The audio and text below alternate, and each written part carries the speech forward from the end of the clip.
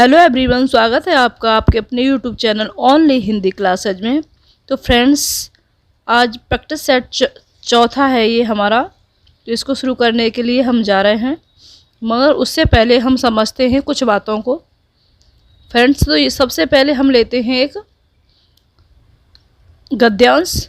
तो पहले हम गद्यांश को पढ़ के समझते हैं और उसके बाद में ये हिंदी व्याकरण है।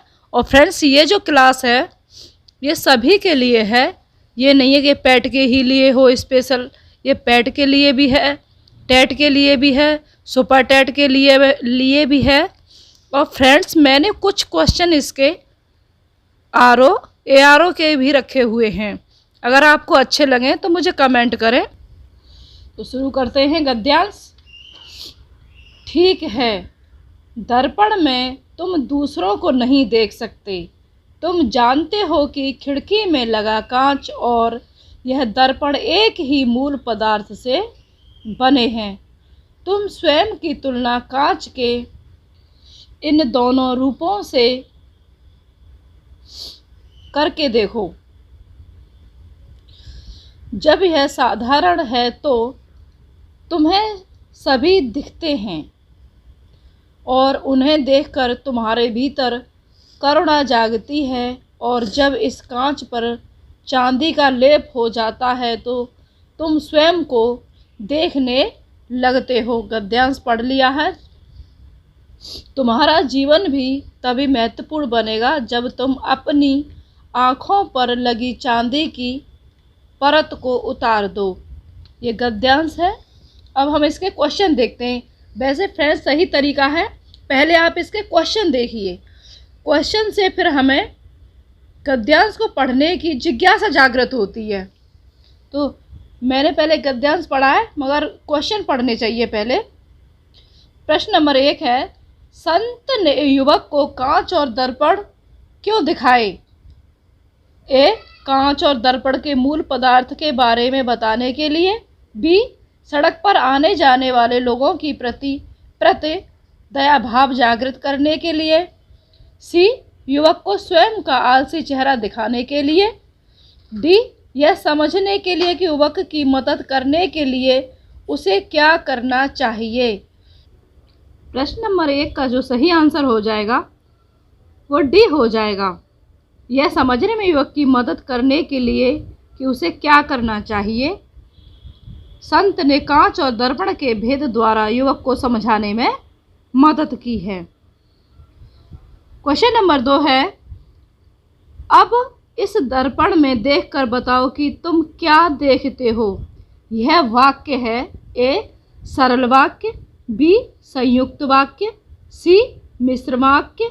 डी, विधानवाचक वाक्य। क्वेश्चन नंबर 2 का जो सही आंसर हो जाएगा वो सी हो जाएगा। ये मिश्र वाक्य है। दिया गया वाक्य मिश्र वाक्य है। जिन वाक्य में एक साधारण वाक्य के अतिरिक्त उसके अधीन कोई दूसरा अग्रवाक्य या उपवाक्य हो उसे मिश्र वाक्य कहते हैं। जैसे वह कौन सा मनुष्य है जिसने महाप्रतापी राजा भोज का नाम सुना हो। तो ये मिश्र वाक्य हो जाएगा। क्वेश्चन नंबर 3, किस तरह के वाक्यों में आशीर्वाद या शुभ कामनाओं का बोध होता है। ए, संदेहवाचक। बी, संकेतवाचक। सी, इच्छावाचक। डी, प्रश्नवाचक। किस तरह के वाक्य में आशीर्वाद या शुभ कामना का बोध होता है? तो इसका जो सही आंसर हो जाएगा वो सी हो जाएगा, इच्छावाचक। इच्छावाचक वाक्य है ये।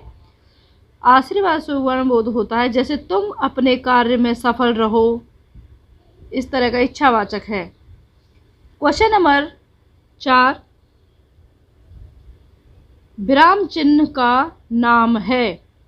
ए, अर्धविराम। बी, विराम। सी, अल्पविराम। डी, हंस पद। क्वेश्चन नंबर 4 का जो सही आंसर हो जाएगा वो ए हो जाएगा, अर्धविराम। अर्धविराम, इस विराम चिन्ह का नाम अर्धविराम है। जब भी पूर्ण विराम की तुलना में कुछ कम देर के लिए रुकना होता है तथा अल्प विराम की अपेक्षा कुछ अधिक समय के लिए रुकते हैं, तब अर्ध विराम का चिन्ह प्रयोग करते हैं। क्वेश्चन नंबर 5, किस वाक्य में सकर्मक क्रिया नहीं है? ए, सीता भोजन बना रही है। बी, टैगोर ने गीतांजलि लिखी। सी, श्याम रोता है। डी, बच्चा फल तोड़ रहा है। सकर्मक क्रिया नहीं पूछी है। क्वेश्चन नंबर 5 का जो सही आंसर हो जाएगा वो सी हो जाएगा, श्याम रोता है में सकर्मक क्रिया नहीं है। सकर्मक क्रिया से तात्पर्य कर्म के साथ जिस क्रिया का प्रभाव कर्ता पर न पड़कर कर्म पर पड़े सकर्मक क्रिया के अंतर्गत आता है। उदाहरण, वह आम खा रहा है। खाना क्रिया के साथ आम कर्म है, अतः खाना सकर्मक क्रिया है। क्वेश्चन नंबर 6, ज्ञानू ने आधा लीटर दूध पी लिया में विशेषण है। ए, गुणवाचक। बी, संख्यावाचक। सी, परिणामवाचक। डी, सार्वनामिक। क्वेश्चन नंबर 6 का जो सही आंसर हो जाएगा वो हो जाएगा सी, परिमाणवाचक। परिमाणवाचक जो विशेषण शब्द संज्ञा शब्दों के परिणाम संबंधी विशेषता का बोध कराते हैं, वे परिणामवाचक विशेषण कहलाते हैं। यह विशेषण किसी वस्तु की मात्रा, नाप, तौल या तौल भी बताते हैं, जैसे 1 लीटर दूध लाओ। तो इसका सही आंसर हो जाएगा सी हो जाएगा। क्वेश्चन नंबर 7, निम्नलिखित में से कौन सी भाववाचक संज्ञा है? ए, भारत। बी, मित्रता। सी, लड़का। डी, पेड़। क्वेश्चन नंबर 7 का जो सही आंसर हो जाएगा वो बी, मित्रता हो जाएगा। दोस्तों या मित्रों में होने वाला पारस्परिक संबंध, मित्र होने की अवस्था, धर्म या भाव, इसका जो सही आंसर हो जाएगा वो मित्रता हो जाएगा। क्वेश्चन नंबर 8, सर्वनाम के कितने भेद हैं? सर्वनाम के कितने भेद हैं? तो इसका जो ए 4, बी 6, सी 5, डी 3। क्वेश्चन नंबर 8 का जो सही आंसर हो जाएगा वो सर्वनाम का यानी बी सही हो जाएगा। सर्वनाम के 6 भेद हैं। पुरुषवाचक सर्वनाम, मैं, तू, वह, मैंने। नंबर 2, निजवाचक सर्वनाम, आप। नंबर 3, निश्चयवाचक संकेतवाचक सर्वनाम, यह वह। 4, अनिश्चयवाचक, कोई कुछ। 5, संबंधवाचक सर्वनाम, जो सो। 6, प्रश्नवाचक सर्वनाम, कौन क्या। क्वेश्चन नंबर 9, निम्नलिखित में से कौन सा स्वर नहीं है? ए, अ। बी, य। सी, उ। डी, ए। क्वेश्चन नंबर 9 का जो सही आंसर हो जाएगा वो या हो जाएगा बी, बी। स्वर नहीं है। यह च वर्ग का स्पर्शी या वर्गीय व्यंजन है। इसे कंठ, ओष्ठ, तालु, मूर्धा, दांतों आदि के स्पर्श में बोला जाता है। क्वेश्चन नंबर 10, पुल्लिंगवाचक शब्द छांटिए। ए, कैमरा। बी, पायल। सी, प्लेट। डी, तलवार। तो पुल्लिंग वाचक शब्द छांटने के लिए जो सबसे बढ़िया है, आप उसका एक पूरा वाक्य बना के देखिए। जैसे कैमरा टूट गया तो ये पुल्लिंग होगा, और जैसे बी, पायल टूट गई, टूट गया नहीं बोलेंगे, प्लेट गिर गई, तलवार मार दी। मतलब पूरा एक वाक्य बना के देखेंगे तो आपको स्त्रीलिंग और पुल्लिंग वहीं पर पता चल जाएगा। जिन वाक्यों के पीछे आ प्रत्यय आए वे पुल्लिंग होते हैं।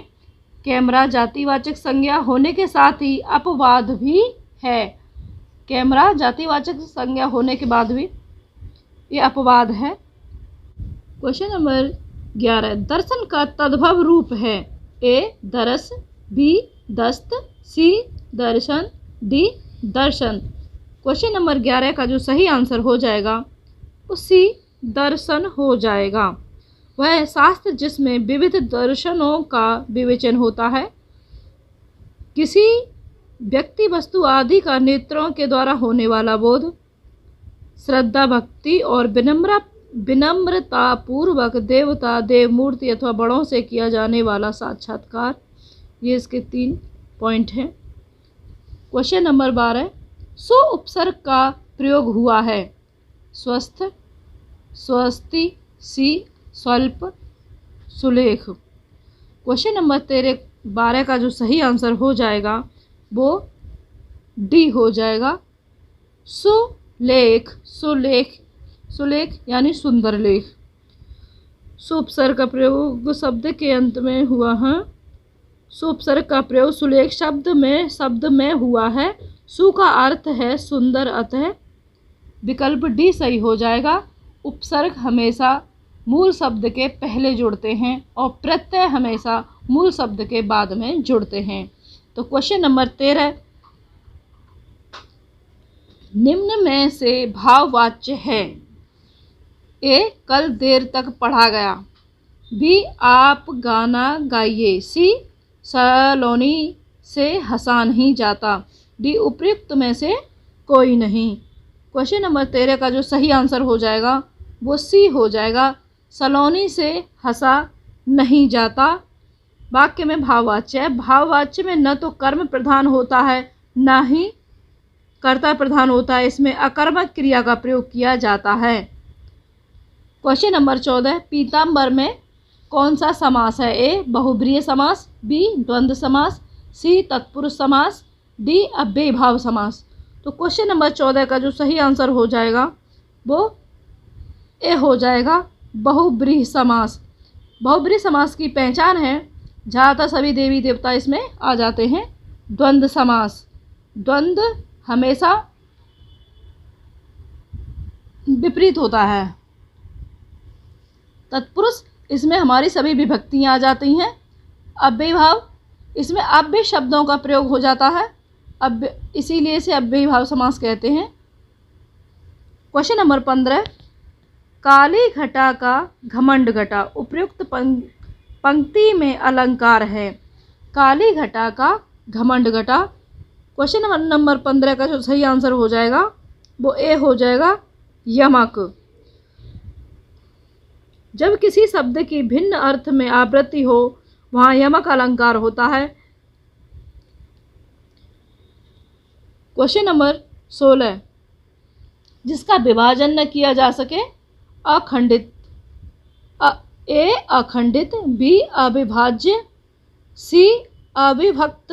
डी, अखंड। क्वेश्चन नंबर 16 का जो सही आंसर हो जाएगा वो बी हो जाएगा, अविभाज्य। अविभाज्य, जिसका विभाजन न किया जा सके, जिसके टुकड़े न हो सकें, अविभाज्य या अखंड कहेंगे। क्वेश्चन नंबर 17, यमुना का समानार्थी शब्द है। ए, देवनदी। बी, कालिंदी। सी, गिरा। डी, रागिनी।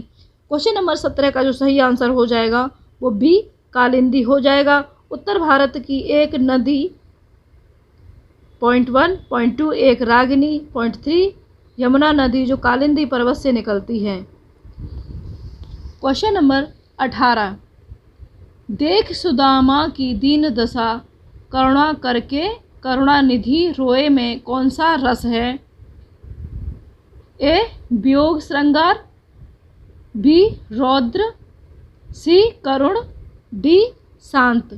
तो क्वेश्चन नंबर 18 का जो सही आंसर हो जाएगा वो हो जाएगा सी, करुण।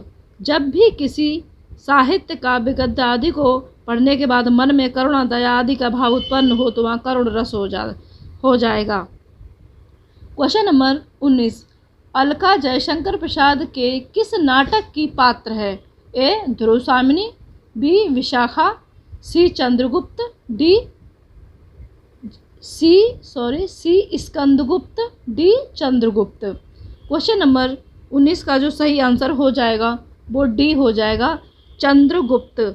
अलका जयशंकर प्रसाद के चंद्रगुप्त नाटक की पात्र है। क्वेश्चन नंबर 20, रानी केतकी की कहानी के रचनाकार कौन है? ए लल्लू लाल, बी सदा सुखलाल, सी इंशा अल्लाह खां, डी सदल मिश्र। क्वेश्चन नंबर 20 का जो सही आंसर हो जाएगा वो सी हो जाएगा, इंशा अल्लाह खां। रानी केतकी की कहानी जो उदयमान चरित्र के नाम से जानी जाती है, इंशा अल्लाह खां द्वारा रचित है। फ्रेंड्स, ये जो नोट्स हैं वो कुछ मैंने हाथ से बनाए हुए हैं क्योंकि ये मुझे इम्पोर्टेंट लगे हैं, तो क्यों ना हम इनको भी एक बार देख लेते हैं। निम्नलिखित में से कौन सा वाक्य शुद्ध है? ए प्रत्यक्ष को प्रमाण में आवश्यकता नहीं होती, बी प्रत्यक्ष से प्रमाण की आवश्यकता नहीं होती, इसमें शुद्ध वाक्य पूछा है।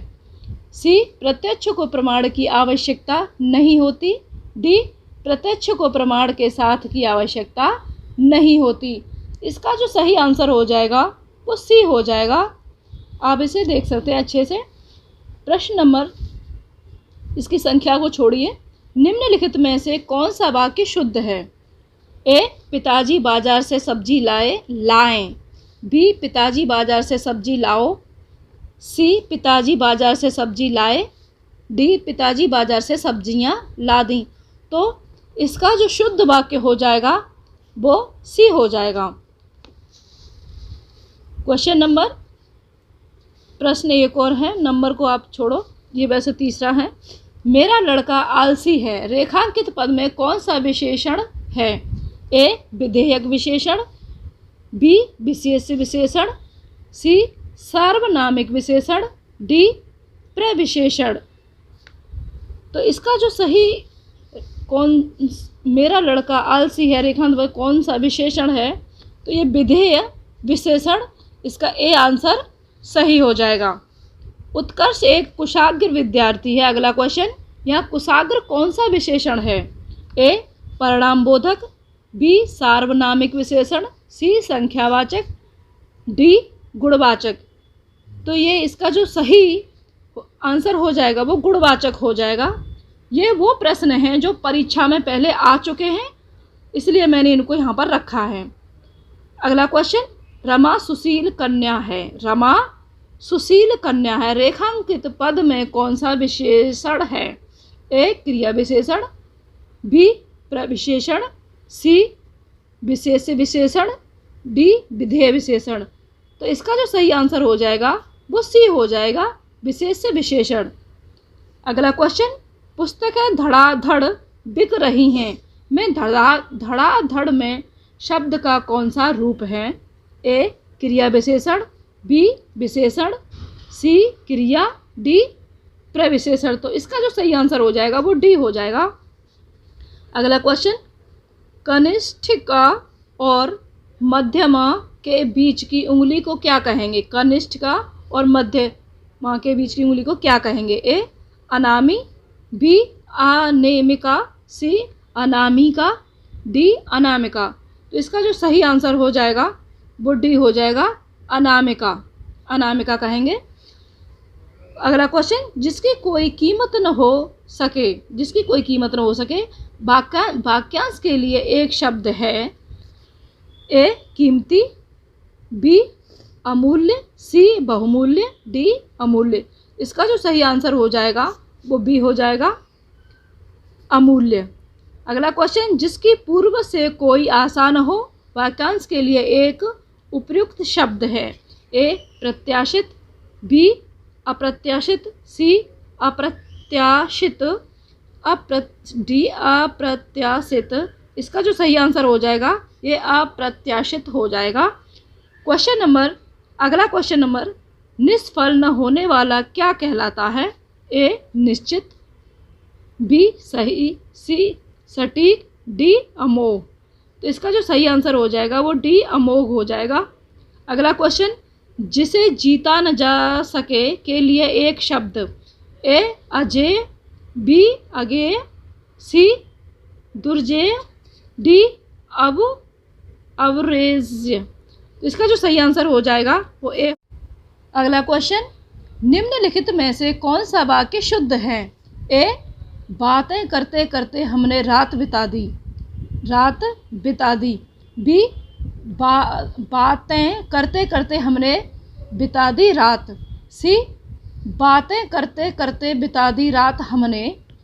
डी बातें करते करते हमने बिता दी रातें। तो इसका जो सही आंसर हो जाएगा वो ए हो जाएगा, बातें करते करते हमने रात बिता दी। अगला क्वेश्चन, इनमें से कौन सा शब्द शुद्ध है? ए पानी, बी वाल्मीकि, सी उज्ज्वल, डी द्वंद्व। तो इसका जो सही आंसर हो जाएगा वो ए पानी हो जाएगा। अगला क्वेश्चन, निम्नलिखित शब्दों में से शुद्ध शब्द है? ए जी विषा, बी जी विषा, सी जी विषा, डी जी विषा। इसका जो सही आंसर हो जाएगा वो जी विषा हो जाएगा। अगला क्वेश्चन, बर्तनी की दृष्टि से इनमें अशुद्ध शब्द है? यान, ए यान, बी यानी, सी सूची, डी शुष्क। तो कई बार हम बोलते तो हैं यानी, हम बोलेंगे तो इसको यानी, मगर ये सही है यानी, लिखेंगे इसको यानी इस तरह से। अगला क्वेश्चन, बर्तनी की दृष्टि से कौन सा शब्द सही है? ज्योत्सना, ए ज्योत्सना, बी ज्योत्सना, सी ज्योतिषना, डी ज्योत्सना। तो जो सही इसका जो सही आंसर हो जाएगा बी ज्योत्सना हो जाएगा। इसे अच्छे से देख लीजिए, बहुत पूछा जाता है। अगला क्वेश्चन, बर्तनी की दृष्टि से कौन सा शब्द सही है? ए सन्यासी, बी सन्यासी, सी सन्यासी, डी सन्यासी। तो ज़्यादातर हम इस शब्द का प्रयोग करते हैं लिखते वक्त, मगर ये सही नहीं है। इसका जो सही आंसर हो जाएगा वो ए हो जाएगा। सा के ऊपर भी बिंदी आएगी। अगला क्वेश्चन, निम्नलिखित में से कौन सा वाक्य शुद्ध है? ए तुम्हारे से कोई काम नहीं हो सकता, बी नेताजी की मृत्यु क्षोभजनक है, सी फलों का विक्रेता मुझे प्रतिदिन फल दे जाता है, डी दिन भर वह कड़े परिश्रम करता है। तो इसका जो सही आंसर हो जाएगा वो डी हो जाएगा, दिन भर वह कड़े या कठिन परिश्रम करता है। अगला क्वेश्चन, निम्नलिखित में से कौन सा वाक्य अशुद्ध है? ए तुम्हारे माता पिता क्या करते रहते हैं, बी उसने अपनी बात धीरे से बताई, सी गर्मियों की एक बात सुनाता हूँ, डी तुम हमारे घर चले जाओ। तो इसका जो सही आंसर हो जाएगा वो डी हो जाएगा, तुम तुम्हारे घर चले जाओ, तुम तुम्हारे घर चले जाओ। यही इसका है सही आंसर है। तो फ्रेंड्स, आज आपको मेरी क्लास कैसी लगी? ये वो क्वेश्चन लिए हैं मैंने जो वास्तव में ही इम्पोर्टेंट हैं।